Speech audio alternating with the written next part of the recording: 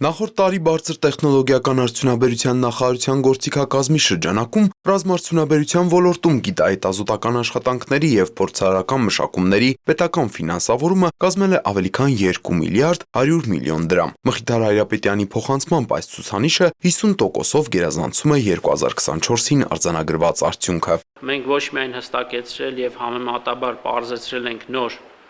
ԿՓԿ աշխատանքների ֆինանսավորման գործընթացը,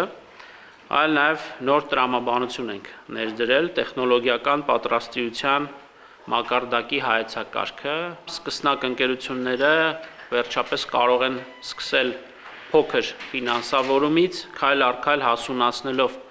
թե իրենց մշակումները և թե որպես ընկերություն կայանալ։ Կոնցեպտուալ փոփոխվել է մտավոր սեփականության պատկանելության վերաբերյալ պատկերացումներն ու մոտեցումները։ Եթե առաջ պետության ֆինանսավորմամբ կատարված աշխատանքների մտավոր սեփականությունը պատկանում էր միայն պետությանը և դա խնդիրներ էր ստեղծում գյուտարարների համար այն ազատ մոնետիզացնելու համատեքստում, ապա այժմ նախարարի փոխանցմամբ մշակվել է նոր պայմանագրային իրավահարաբերություն, որով նոր գիտահետազոտական աշխատանքները և փորձարարական մշակումները և դրանցով ստեղծված մտավոր սեփականությունը նախ և առաջ պատկանելու է ընկերությանը և թույլ է տալու գյուտարարին այն ազատորեն մոնետիզացնել։ Իհարկե, պետությունը կունենա լիցենզիա այն օգտագործելու բոլոր այն դեպքերում, երբ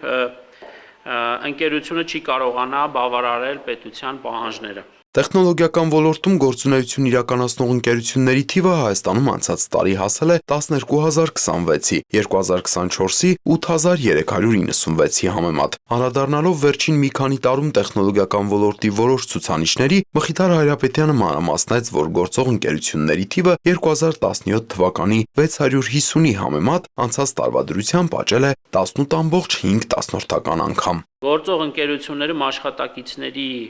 թիվը 17 թվականին 15350-ներ, 24 թվականին 41541,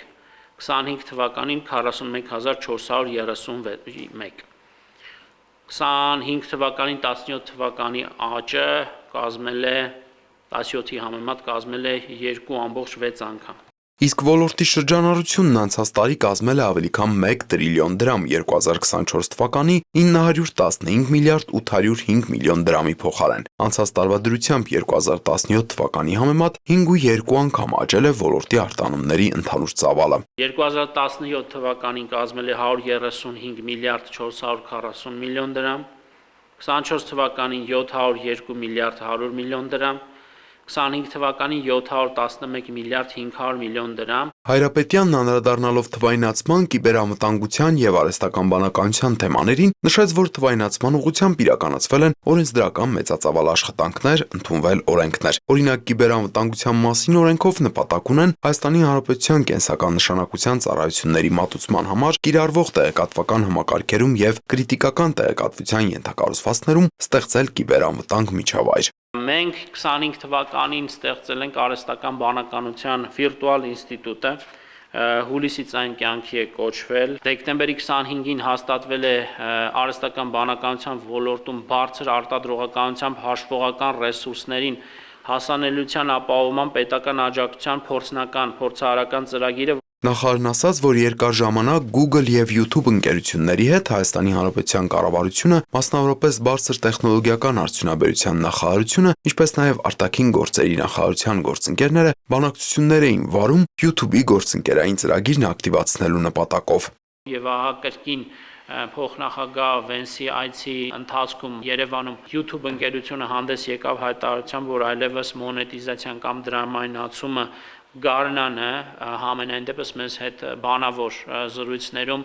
նշվել է, որ ամենայն հավանականությամբ ապրիլի վերջին, մայիսի սկզբին այլևս կակտիվացվի։ YouTube-ի մոնետիզացիայի ակնկալվող ակտիվացումը Հայրապետյանի խոսքով կարող է դառնալ հերթական խթանը ստեղծարար տնտեսության զարգացման համար, միաժամանակ ուժեղացնելով Հայաստանի դիրքը թվային գլոբալ միջավայրում։ Մխիթար Հայրապետյանը պատասխանեց նաև լրագրողների հարցերին, անդրադառնալով հարցին, թե ինչ նորություն կա Միացյալ Նահանգների ներդրմամբ Հայաստանում արհեստական բանականության գործարան հիմնելու մասով, նախարարն ասաց, որ Firebird ընկերությունը գործարանի նախաշինարարական գործընթացի փուլում է։ Հղումանելով ընկերության հայտարարությանը Հայրապետյանն ասաց, որ գրաֆիկական պրոցեսորների եւ սերվերային սարքավորումների առաջին խմբականակը կլինի 2 ամսից եւ անմիջապես կտեղադրվի։ Նա նաև հիշեցրեց, որ Firebird-ն ի սկզբանե հայտարարել է, որ ընկերությունը տարվա երկրորդ կիսամյակից սկսած նախատեսում է մատուցել ծառայությունները։ Տիգրան Վագիմյան, Լևոն Խաչատրյան, Հորիզոն։